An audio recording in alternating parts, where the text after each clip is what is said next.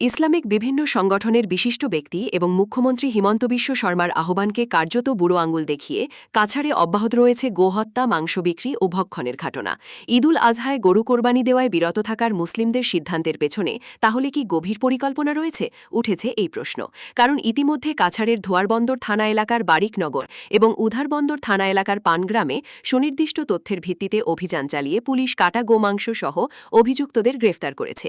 এসব ঘটনাকে ঘিরে উত্তপ্ত পরিস্থিতির মধ্যে শনিবার শিলচর রাঙ্গিরখাড়ি শহর ফাঁড়ির পুলিশও নির্দিষ্ট তথ্যের ভিত্তিতে শিলডুবি গ্র্যান্টের কাবুল উদ্দিনের বাড়িতে তল্লাশি নিয়ে ১৩ কেজি গোমাংস উদ্ধার করেছে। আসাম ক্যাটেল প্রিভেনশন অ্যাক্টে গোহত্যার দায়ে ৩ জনকে গ্রেফতার করেছে। তাৎপর্যের বিষয় হল, এই ঘটনায় চাঞ্চল্যকর তথ্য সামনে এসেছে।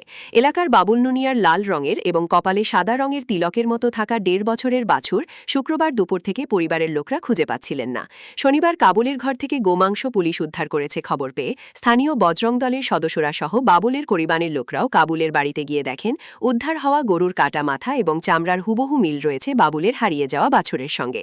এতে বাবুলের স্ত্রী রিঙ্কু নুনিয়া তাদের বাছুরটিকে চুরি করে জবাই করার অভিযোগে কাবুল সহ এই কাণ্ডে জড়িত আরও ৩-৪ জনকে অভিযুক্ত করে রাঙ্গিরখাড়ি শহর ফাঁড়িতে এফআইআর দায়ের করেছেন। এদিকে এই ঘটনার প্রতিবাদে গর্জে উঠেছে বজরং দল।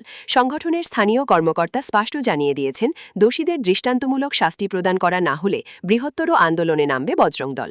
আজকে আমরা রাঙ্গিরখাড়ি থানায় এসেছি এবং আজকে আমরা জানতে পারি যে সকালে শিলডুবি গ্রান্টে ১৩ কেজি গোমাংস উদ্ধার হয়েছে এবং উদ্ধার হওয়ার পর অভিযুক্ত দুজনকে আমাদের রাঙ্গিরখাড়ি পুলিশ স্টেশন থেকে ওনারা গ্রেপ্তার করে এনেছেন।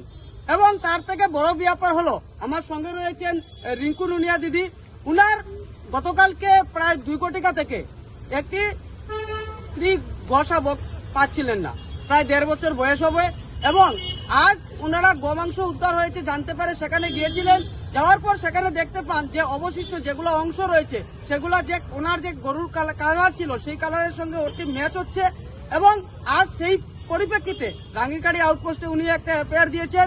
এবং আমরা বজরং দল থেকে এই ঘটনার তীব্র নিন্দা জানাই এবং আমরা কঠোরভাবে বলে দিতে চাই, এই কিছু সংখ্যক জিহাদিদের দ্বারা পুরা হিন্দু সমাজ এবং আমাদের যেগুলা এই শিলডুবিতে যেগুলো আমরা হিন্দু সমাজ রয়েছে তাদের ধর্মীয় ভাবাবেগ আঘাতপ্রাপ্ত হচ্ছে। এবং আমরা পুরো স্পষ্টভাবে বলে দিতে চাই, এই কিছু সংখ্যক জিহাদিদের জন্য সমাজে অশৃঙ্খলার সৃষ্টি হচ্ছে। আমরা দেখেছি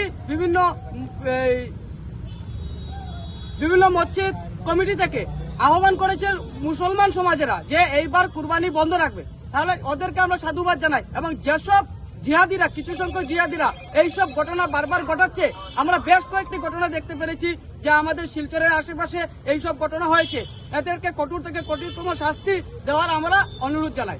এবং আমরা বিভিন্ন দিন থেকে সোশ্যাল মিডিয়ায় দেখতে পাচ্ছি যে মুসলমান সমাজেরা আওয়াজ উঠিয়েছেন যে গো মাতাকে রাষ্ট্রমাতা ঘোষণা করা হোক।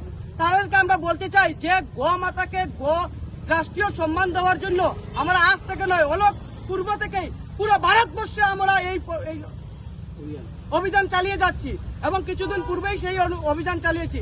এবং আমরা ওদের সঙ্গে তাল মিলিয়ে পুরো ভারত सरकारকে বলতে চাই যে गौ माता के राष्ट्रीय सम्मान देवा हो। कल दोपहर से गोरू हम लोग का 2 बजे से नहीं मिल रहा है। हम लोग बहुत खोजा है, गोरू हम लोग का नहीं मिला है। रात भर भी खोजा लेकिन गोरू नहीं मिला। फिर आज दोपहर में 1 बजे एक बंगाली का घर में हम लोग का गोरू मिला भी, तो कटा हुआ। वो लोग काट दिया था गोरू। वो लोग का घर से 13 केजी मांस भी निकला है बाहर। हम लोग को इंसाफ चाहिए।